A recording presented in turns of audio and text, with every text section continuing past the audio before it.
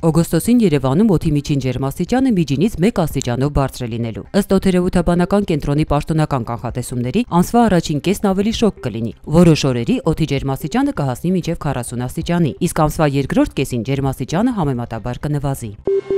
Նոր մանրամասներ են հայտնի դարձել Արմավիրի մարզպետի խորհրդականի սպանության գործով։ Ձերբակալվածները երկուսն են՝ Մանուկ Սիմոնյանի որդին եւ կինը։ Նախնական քննությամբ տվյալներ են ձեռք բերվել, որ կինը պարբերաբար բռնության է ենթարկվել ամուսնու կողմից։ Հուլիսի 22-ի առավոտյան կնոջ եւ ամուսնու միջև կրկին վիճաբանություն է տեղի ունեցել, ինչից հետո ամուսինը քնել է եւ կինը փայտ կոտրելու կացնով հարվածել է քնած ամուսնուն, որը ստացած վնասվածքներից մահացել է։ Այնուհետև կինը զանգահարել է որդուն եւ տուն կանչել, ապա միասին ամուսնու դիակը տեղափոխել եւ թաքցրել են Արմավիրի մարզի Դալարիկ գյուղին մոտակա ձորերում, որտեղ էլ 4 օր անց մահացածի մարմինը հայտնաբերել էին իրավապահները։ Մանուկ Սիմոնյանի 46-ամյա կինը եւ 22-ամյա որդին ձերբակալված են։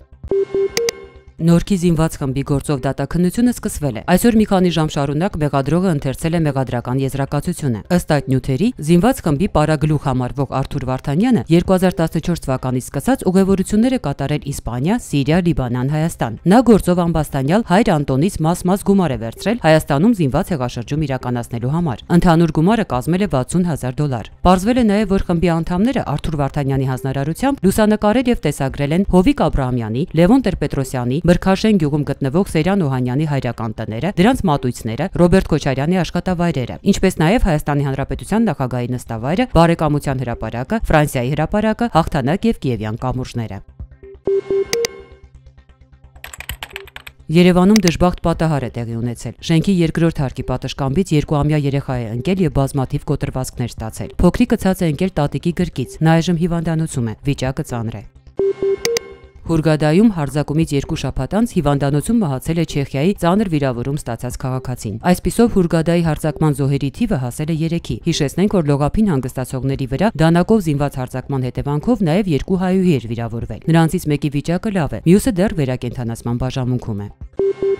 Նոյեմբերի 1-ից Երևանում կարգել են կեղտոտ ավտոմեքենաներով հաց եւ միս տեղափոխելը։ Գյուղնախարարության որոշման համաձայն հացամթերքն ու թար միսը կթույլատրվի տեղափոխել միայն անհրաժեշտ հարմարավետություն ունեցող ավտոմեքենաներով։ Հետագայում այս պահանջը կտարածվի նաեւ մարզերի վրա։